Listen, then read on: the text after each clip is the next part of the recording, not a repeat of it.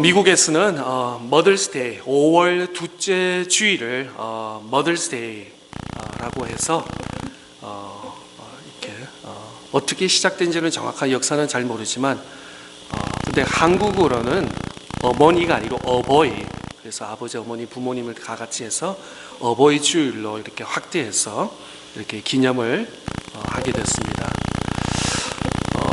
그게 원조가 어디냐면은 바로 출애굽기 20장에 나오는 10계명 중에서도 제일 하나님과의 관계 4계명 다음에 5계명 인간과 인간의 관계에서 제일 첫째 되는 계명을 내 부모를 공경하라 라는 거기에서부터 나온 줄 믿습니다.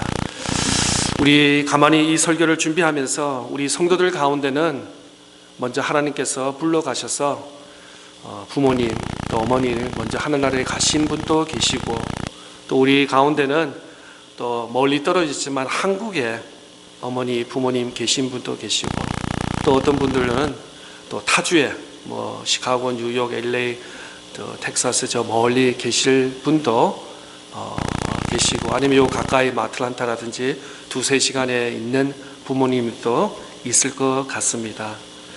아무쪼록 어버이 주일 맞이하여서 또 각 가정에 은혜와 사랑과 축복이 함께하기를 바랍니다.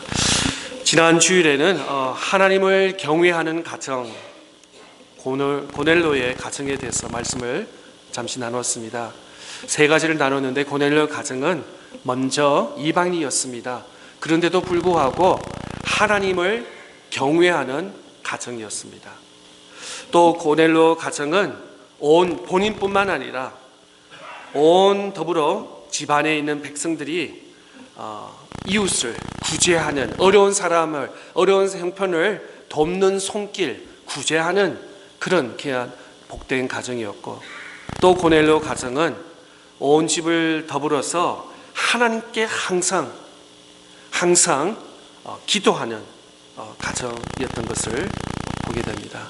5월 다시 한번 가정의 달을 맞이하여서 우리 차단우가 한인 장로교회에 소속된 모든 가정 위에 고넬로 가정처럼 하나님을 경외하는 그런 은혜와 축복이 우리 가정에 있기를 바랍니다. 오늘 본문 사도행전 16장 말씀을 통해서 바울과 실라가 어떻게 이런 어려운 환경 속에서도 하나님께 감사와 찬양을 드릴 수 있는지 잠시 말씀을 보기를 원합니다. 우리가 어느 정도 신앙생활 3년, 5년, 10년, 20년 그 이상 이렇게 하다 보면은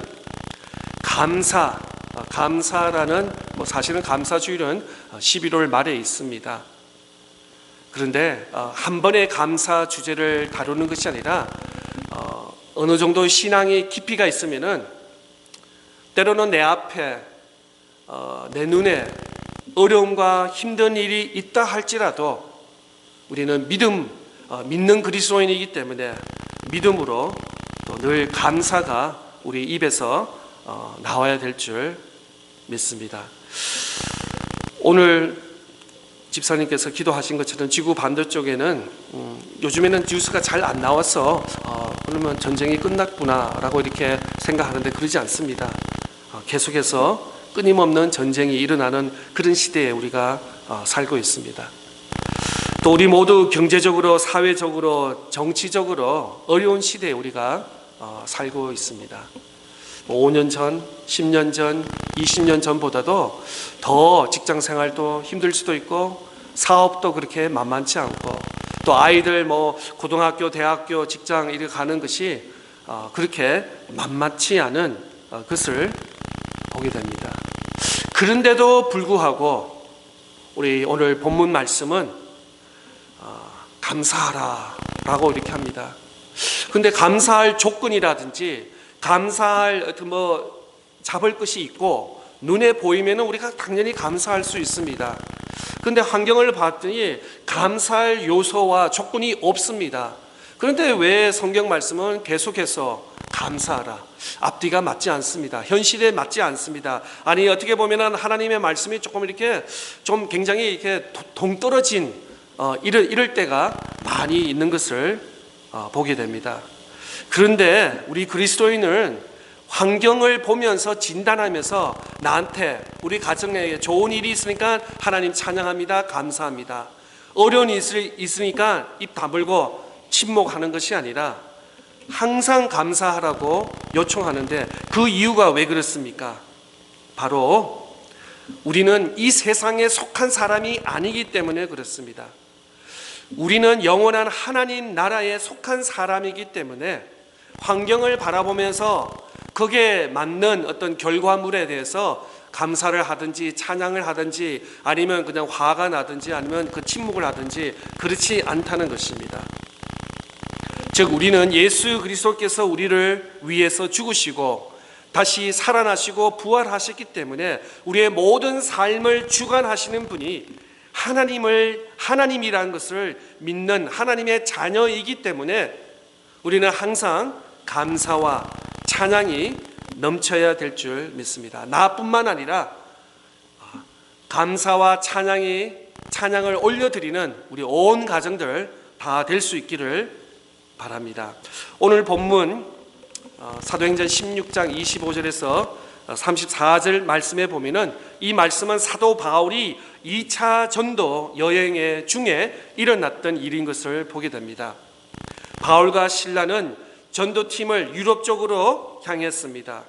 그리고 유럽 지역에 향한 바울은 빌립보에서 자색 옷감, 아무래도 이런 패브릭 하는 그 루디아 가정의 전도 본부를 두고 본격적으로 그 지역에 전도 활동을 시작하게 되었습니다. 그런데 어느 날 기도 처소로 올라가던 중에 바울과 실라는 이 귀신 들린 여종을 만나게 되었습니다.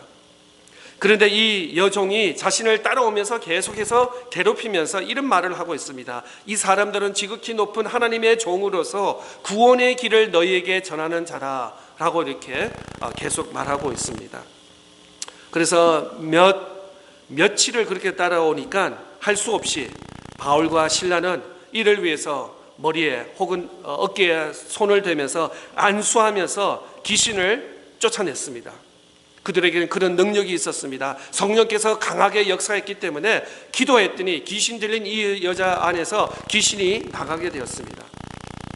어떻게 보면 굉장히 다행스러운 일이고 좋은 일이 아닙니까? 그러니까 즉 귀신이 들려서 본인의 정상적인 생활을 못하고 어떤 그 evil spirit, 나쁜 영이 들어와서 그를 컨트롤하고 이렇게 하기 때문에 귀신을 쫓아낸 것에 대해서는 오히려 그들 부모님과 그들 친구들이 와서 바울과 실라에게 감사합니다. 수년 동안 이런 병이 있었고 정말 좋지 않은 영이 있었는데 이렇게 귀신을 쫓아내서 고맙습니다 라고 말을 해야지 당연한 건데, 오히려 반대로 그때부터 문제가 생겼습니다.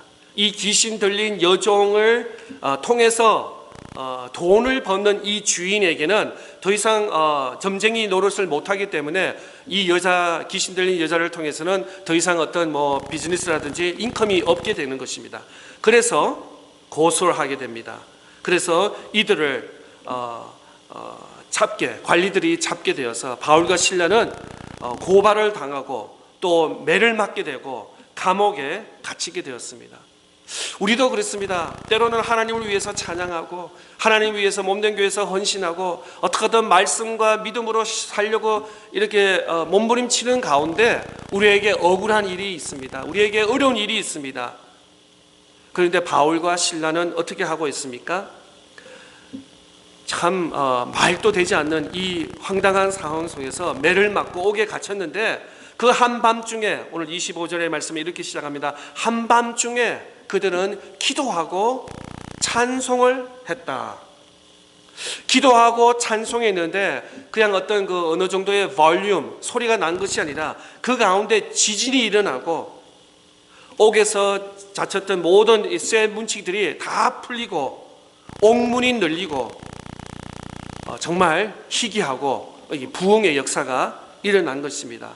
근데 간수들은 이렇게 꾸벅꾸벅 자다가 일어나 봤더니 흔들린 속에서 일어나면서 간수의 옥물이 널리다 보니까 혹시 모든 제수들이 다 도망가지 않았나? 그러면 그 다음날 아침에 모든 책임이 나에게 있기니까 자기를 하려고 하는 그 순간에 그 구석에서 바울의 소리가 그만두시오 하면서 그들은 그 제수는 더 이상 자결 하지 않게 되었습니다.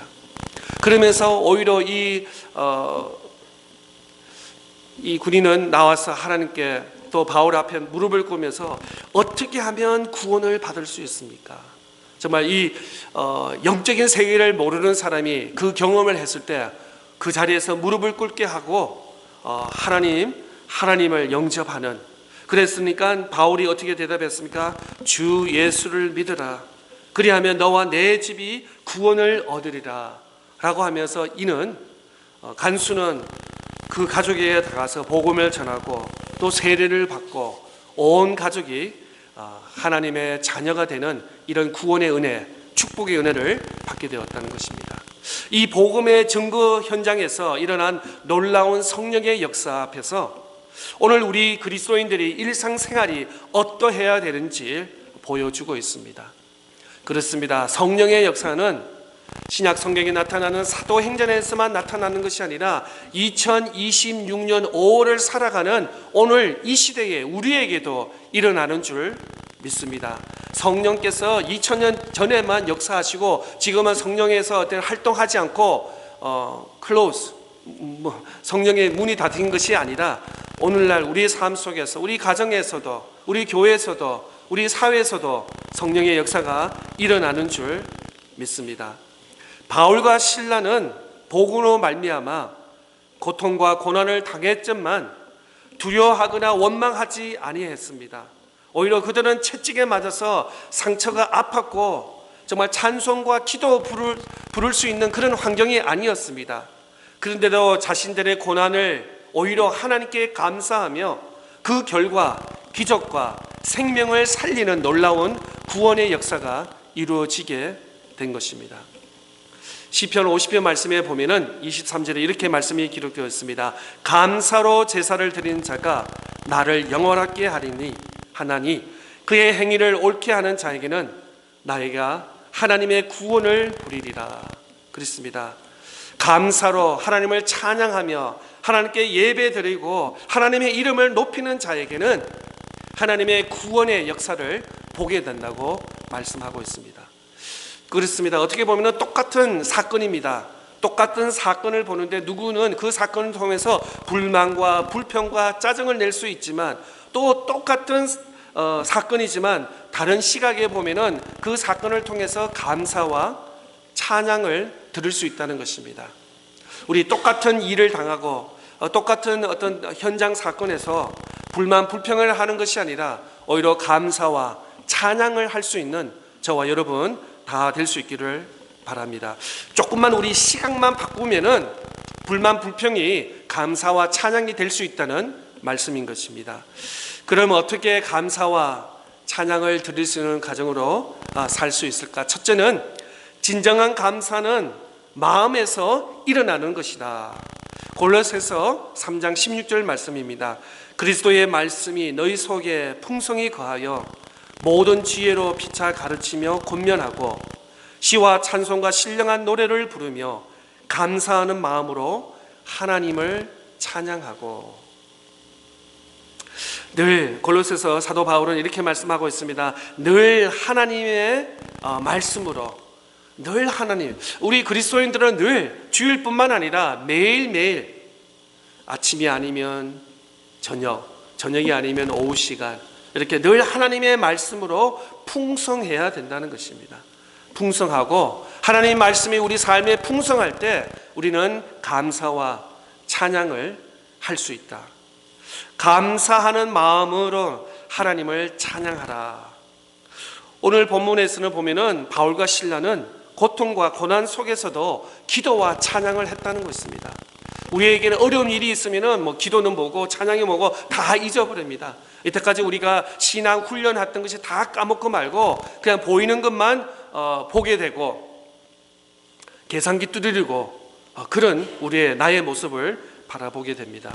근데 사도 바울의 삶에는 늘 하나님이 중심이었습니다. 내가 복음을 전하다가 붙잡혀서 제 채찍을 맞고 옥에 갇혀더라도 늘 그의 시각은 하나님이었습니다. 하나님의 중심이었습니다. 그는 불만 불평을 하지 않습니다. 옥에 있었든지 아니면 좋은 호텔 같은 데 있었든지 관계없이 늘 그의 마음속에는, 그의 입술에는 찬양과 감사가 넘쳐났다는 것입니다. 이 감사 우리 잘 알죠? thanks, thank you, thank you. thank you 하는 이 단어는 원래 단어는 마음에서 나왔다면 그 루트 단어가 think, 생각하다, 마음. 그래서 마음에서, 그러니까 우리 입술에서 thank you가 아니라 마음에서 아마 생각해서 우리가 정말 표현을 하면서 이 사람이 나한테 잘해줬기 때문에 내가 thank you, thanks 이렇게 말하고 있습니다. 창세기에 보면은 요셉 이야기가 우리 잘 알고 있습니다. 어린 나이에 형제로부터 미움을 받아 애굽으로 팔려갔습니다. 더 나아가서 보디바의 아내 때문에 오해를 받으면서 또 옥에 갇히게 되었습니다. 참 말로 표현할 수 없는 어린 시각 14살, 16살 때 그 어려운 일을 당했는데도 단 한 번도 요셉은 하나님을 원망하고 하나님 주신 꿈 때문에 내가 이렇게 형제들에게 미움을 받고 더 나아가서 이런 오해를 받으면서 옥에까지 갇혀, 나 하나님 꿈 필요 없다고, 하나님 다시 가져가라고. 아니요, 요셉은 그렇게 하지 않았습니다. 오히려 늘 하나님을 원망하기보다는 끝까지 하나님께서 주신 꿈을 붙잡으면서 끝내 가족뿐만 아니라 온 이스라엘을 구원하는 축복의 통로가 된 우리 창세기 말씀을 통해서 잘 알 수 있습니다. 또 한번 볼까요? 다니엘은 정말 어떻게 보면 구약에서 제일 어떤 모범적인 흠이 하나도 없는 그런 다니엘이었습니다. 그는 하루 3번씩 예루살렘을 향해서 기도 생활을 했습니다. 얼마나 경건했는지, 어김없이 총리 밑에서 일했기 때문에 얼마나 행정적으로 바쁜 일이 많았겠습니까? 그런데도 절대로 기도하는 시간을 놓치지 않았습니다.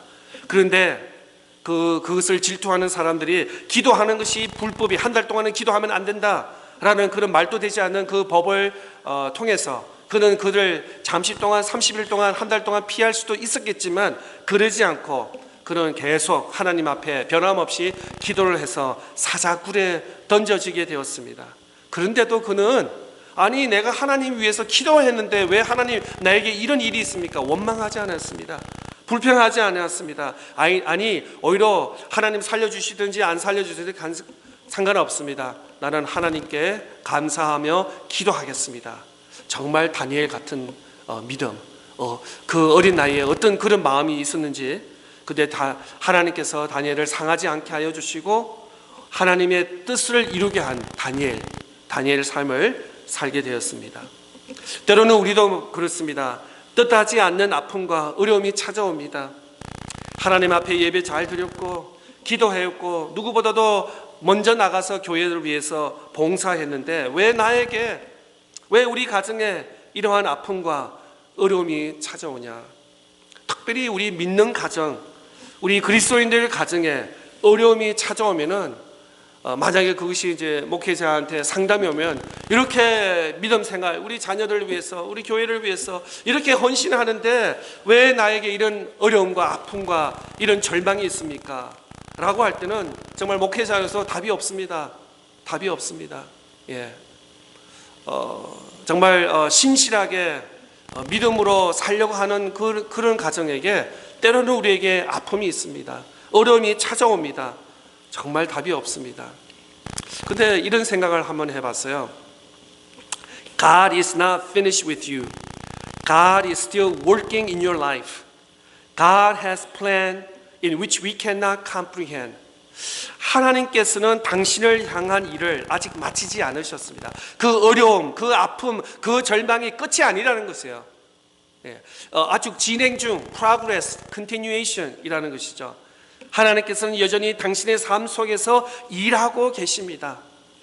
때로는 좋은 일, 때로는 어려운 일, 아픈 일, 힘든 일 당하더라도 하나님께서 그걸 버리시고 그걸 기법한 것이 아니라 그 속에서도 하나님께서 아직도 일하시고 역사하시다는 것입니다. 하나님께서는 우리가 온전히 헤아릴 수 없는 계획을 가지고 계십니다. 때로는 우리의 생각과 우리의 경험으로는 이해가 되지 않습니다. 도저히 이해가 되지 않는. 그러나 하나님께서는 우리를 포기하지 아니하시고 계속적으로 우리를 붙잡으시고 우리와 함께 동행하시면서 일하시고 역사하신다는 그 하나님의 손길을 우리는 놓쳐서는 안 되는 것입니다. 그런 의미에서 우리의 시각과 보는 마음은 늘 하나님의 중심, 부활 중심, 십자가 중심으로 나간다는 것입니다. 우리의 환경, 어떤 성공이라든지 실패라든지 우리 잘된 일 또 잘 안 된 일, 그게 우리의 신앙이 왔다 갔다 하는 것이 아니라 하나님을 계속 바라보면서. 제가 휴스턴에 있을 때 그래도 제일 큰 교회라고 하는 레이크우드 처치 여러 번 이렇게 방문했습니다. 방문했는데 그 본당에 들어가면은 제일 그 오른쪽에 이런 성경 구절이 서 있던 것을 기억이 합니다. 예레미야 29장 11절 말씀입니다. 우리 스크린 보고 한번 다 같이 읽어볼까요? 시작. 여호와의 말씀이니라. 너희를 향한 나의 생각을 내가 아나니 평안이요 재난이 아니니라. 너희에게 미래와 희망을 주는 것이니라. 아멘. 때로는 우리가 하나님을 다 이해를 못해요. 우리가 선하게 착하게 살면은 모든 것이 축복이 되고 잘 되어야 되는데, 오히려 성경은 신앙생활, 교회생활은 착하게 사는 것과 착하지 않게 사는 그게 비중이 있는 것이 아닙니다. 신앙생활과 믿음생활과 교회생활은 하나님을 바라보고 하나님을 의지하면서 어떤 환경 속에서도 하나님을 신뢰하고 하나님을 포기하지 않고 하나님을 계속적으로 의뢰하며 나가는 그것이 바로 믿음이고 신앙인 것입니다. 또 한번 볼까요? 어떻게 감사와 찬양을 드릴 수 있는 가정으로 살 수 있을까? 두 번째는 감사의 마음, 감사와 찬양의 마음의 틀을 습관적으로 만들어야 된다는 것입니다. 진정한 감사는 한 번 일회로 끝나는 것이 아니라 그 마음의 틀로 고정되어 습관적으로 나타나야 된다는 것입니다. 사도 바울이 범사에 감사하는 것은 그의 마음이 늘 하나님의 중심에 감사가 습관이 되어 있기 때문에, 그래서 사도 바울에는 늘 감사와 찬양과 감사가 늘 습관이 되었습니다. 어떤 결과물에 결정이 되는 것이 아니라 늘 하나님께 감사한 마음. 여러분, 저와 여러분의 마음에도 늘 감사, 어떤 환경의 결과물을 보면서 이거는 박수 받을, 감사할 거, 이거는 그냥 아니야 라고 아니라 어떤 일을 당하더라도 감사, 찬양할 수 있는 저와 여러분 될 수 있기를 바랍니다. 또 시편의 말씀 한번 볼까요? 시편 50편 14절과 15절의 말씀인데요. 감사로 하나님께 제사를 드리며 지존하신 이에게 내 소원을 갚으며 환난 날에 나를 부르라. 내가 너를 건지리니 내가 나를 영원하게 하리로다. 영국의 유명한 설교의 왕자 찰스 스포전 목사는 등잔불에 감사하며 촛불을 주시고, 촛불에 감사하며 달빛을 주시고, 달빛에 감사하면 환한 태양빛을 주신다고 했습니다. 이렇게 감사가 습관이 될 때는 하나님께서 우리 작은 것에 감사할 때 그 감사하는 그 기도와 감사가 하나님께 연락될 때 하나님께서 그보다 더 큰 것을 더해 주시고 더 큰 것을 채워 주신다는 것입니다. 감사. 어떤 아동 심리학자는 이 감사와 찬양이 나오기 위해서는 한 번, 두 번, 세 번, 10번, 50번이 아니라 2만 번을 반복적으로 해야지 필요하다고 합니다. 모르겠어요. 오늘 특주하신 클라리넷 두 분 2만 번까지는 아니지만 그래도 최소한 10번, 20번은 아마 이렇게 곡을 연주를 내가 지난주에서도 아마 들었어요. 지난주에서 들었고 지난 오후에도 들었고 오늘 아침에도 들었고 아마 여러 번 같은 축복하노라 찬양을 계속 여러 번 반복하면서 연습을 해서 오늘 아름다운 찬양을 하나님께 올려드린 줄 믿습니다. 이 아동심리학자는 2만 번 이 감사 찬양 감사 찬양 그 한 번으로 끝나는 것이 아니라 계속 우리 입에 물고 살아야 된다는 것이죠. 감사, 우리 가정에 대해서도 감사, 우리 자녀에 대해서도 감사, 우리 부모님에 대해서도 감사, 우리 교회에 대해서도 감사, 우리 교회 어르신들 위해서도 감사, 우리 주일학교 어린이 학생들을 위해서도 감사, 우리 예배를 위해서 감사, 우리 찬양대와 찬양팀을 위해서 감사, 교사 선생님, 우리 특별히 오늘 남성교회 할렐루야, 남성교회에서 점심을 준비했는데 점심뿐만 아니라 테이블 세팅까지도 이렇게 아름답게 해서 아마 들어가시면 굉장히 분위기가 좋습니다. 어떤 뱅크에 오른 것처럼 이렇게 아름답게 해주는데, 하여튼 우리 남성교회들 어버이 주일 머더스데이를 기념해서 이렇게 준비해 주시긴 손길 감사합니다. 잠언 16장 32절 말씀에 보면 노하기를 더디하는 자는 용사보다 낫고 자기의 마음을 다스리는 자는 성을 빼앗는 자보다 나으니라. 마음 다스리기가 세상에서 제일 어려운 것 같아요. 바위는 낑낑낑 대면서 어떤 툴을 통해서 옮길 수 있지만 우리 마음을 변화시킨다는 것은 어떤 우리는 관점을 한다는 것은 참, 또 요즘에는 그렇습니다. 신앙생활 하지 않는 믿음 없는 사람이 믿음을 가진다는 것이 얼마나 힘든 건지, 특별히 모태신앙 어릴 때부터 부모님 손잡고 교회 생활한 사람은 잘 모르실 거예요. 근데 성인이 돼서 어른이 돼서 무신론자, 신앙이 없는 사람이 믿는다는 것은 정말 이것은 정말 뼈를 깎는 그런 심정으로 믿음의 세계 이해가 되지 않습니다. 아니, 우리가 가지고 있는 성경책가 하나부터 열까지 이해가 되지 않습니다. 믿음을 가진다는 것은 이건 보통 노력이 아니라는 것이죠. 또 매주일마다 반복되지만 이 예배 자리에 나오셔서 하나님께 예배 드린다는 것도 이게 만만치 않은 것입니다. 아무도 이게 앉으셔서 할 일 없어 나온 사람은 아무도 없습니다. 그래도 예배가 나의 생명줄이고 십자가에 돌아가신 부활하신 그 확신이 내게 있기 때문에 예배 드리는 것이 그냥 누구 눈치 보는 것이 아니라 좋은 믿음의 습관이 내 안에 있어서 예배를 드리는 것입니다. 예배. 또 교회 안에서 크고 작은 봉사하는 것도 그냥 되는 것이 아닙니다.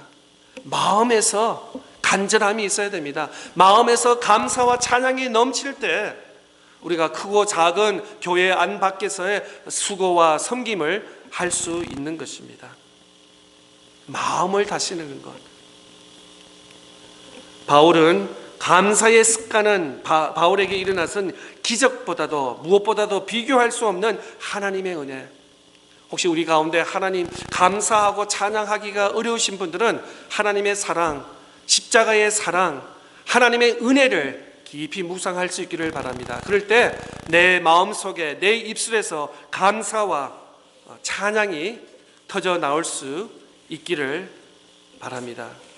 이제부터는 비교하지 말고 옆에 있는 사람 눈치 보지 말고 하나님께 감사, 찬양, 아무리 작은 거라도 감사. 안 그렇습니까? 우리 집에 아이들 키우면은 작은 애들이 그냥 엄마 땡큐 하면은 더 쓰다마 주고 싶고 더 주고 싶은, 근데 줬는데 됐지? 이거 왜 작어? 이러면은 중고도 뺏고 싶은 것이 부모 마음일 것입니다. 근데 아이들이 땡큐하고 우리가 이 땅에서 살면서 호흡이 있는 모든 순간, 모든 일, 모든 순간, 모든 환경에 감사와 찬양을 드리며 하나님께 영광 돌리며 더 나아가서 생명을 구원하며 하늘의 은혜를 누리는 그런 은혜와 축복을 사는 저와 여러분 다 될 수 있기를 바랍니다.